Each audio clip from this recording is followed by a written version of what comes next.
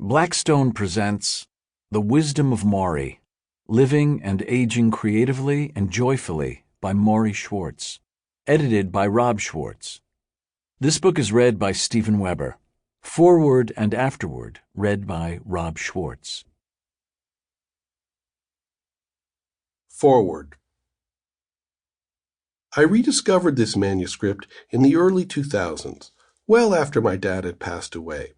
It was tucked in a desk drawer in his study in our lovely house in Newtonville, the one with the maple tree in front. After much family discussion and consideration, we decided I should edit and take this writing to publication. My dad believed this project would likely be his last mass contribution to help people. He had no inkling that Tuesdays with Morrie would come into existence. But those familiar with Mitch Albom's beautiful book will recognize the thoughts here. Dad was primarily concerned with improving people's lives. He set out to devise practical tips and techniques to help one age creatively, vibrantly, and joyfully. I had the good fortune to sit with Dad and discuss all these ideas when he was writing the book. More on this in the afterword. It just so happened that in the spring and summer of 1989, I was at home after a long sojourn in Asia. Dad was formulating the project at the time and wrote the book during mid-1988 to mid-1992.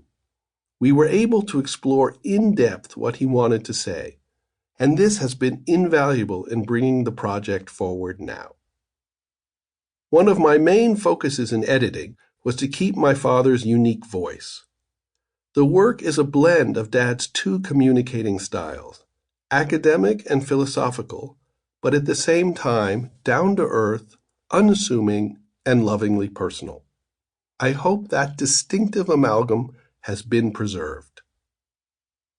Pop was very prescient in perceiving orientations that would become more accepted decades later. He was interested in creating an environment where one's age doesn't influence how one is viewed by society. One of his primary concerns throughout his life was the psychological state of the individual.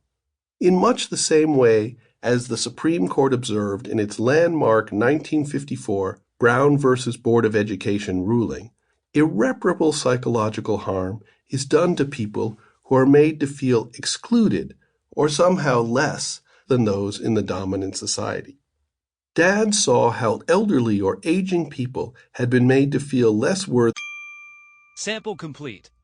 Ready to continue?